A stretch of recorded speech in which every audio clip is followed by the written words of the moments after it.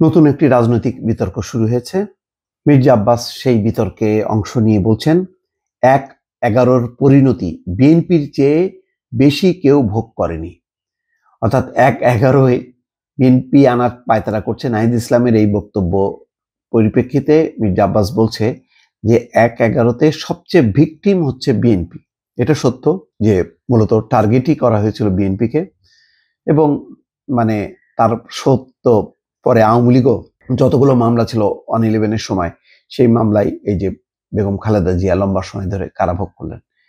তারেক রহমানকে দেশের বাইরে পাঠাতে বাধ্য হয়েছিল তখনকার বিএনপি, যে এক ধরনের ফোর্সলি তাকে বের করে দেওয়া হয়েছে। তো সবচেয়ে তো ভিকটিম তারাই, 1-11 এবং তারপরের আওয়ামী লীগ শাসন। তো সেই কথাটাই মির্জা আব্বাস স্মরণ করে দিয়ে বলছেন। বিএনপির স্থায়ী কমিটির সদস্য মির্জা আব্বাস বলছেন, ইদানিং কথা বলার সুযোগ পেয়ে কেউ কেউ বলছে বিএনপি নাকি ১-১১ আনার পায়তারা করছে।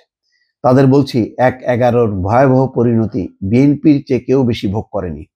যদি এই ধরনের কথাবার্তা বলতে থাকেন তাহলে বাংলাদেশ গণতন্ত্রের মুখ দেখবে না। শুক্রবার বিএনপির কেন্দ্রীয় কার্যালয়ের নিচতলায় আরাফাত রহমান কোকোর ১০তম মৃত্যুবার্ষিকী উপলক্ষে দোয়া মাহফিলে তিনি এই কথা বলেন। তিনি বলেন, বিএনপিকে আওয়ামী শিবিরের দিকে ঠেলে দেওয়া হচ্ছে। নিজের চেহারা আয়না দিয়ে দেখুন, দেশবাসীকে ঠকানোর পায়তারা করবেন না। আমাদের ভারতের দালাল বা আওয়ামী লীগ বানানোর চেষ্টা করবেন না। চক্রান্ত না করে দেশে শান্তি ফেরানোর চেষ্টা করুন। নতুন দল গঠনের বিষয়ে দলের অবস্থান পরিষ্কার করে মির্জা আব্বাস বলেন, নতুন দল গঠন নিয়ে বিএনপি হিংসা করে না। গণতান্ত্রিক ধারায় দল পরিচালনা করুন, বিএনপি আপনাদের স্বাগত জানাবে। তবে যারা বিএনপিকে ভিন্ন শিবিরে ঠেলে দিয়ে ফায়দা হাসিলের চেষ্টা করছেন তাদের পরিণতি কিন্তু ভালো হবে না বলে হুঁশিয়ার করেন মির্জা আব্বাস। অর্থাৎ একটা নতুন রাজনৈতিক বিতর্ক কিন্তু শুরু হয়ে গেল। সেই বিতর্কটা কোনোভাবেই ভালো হবে না।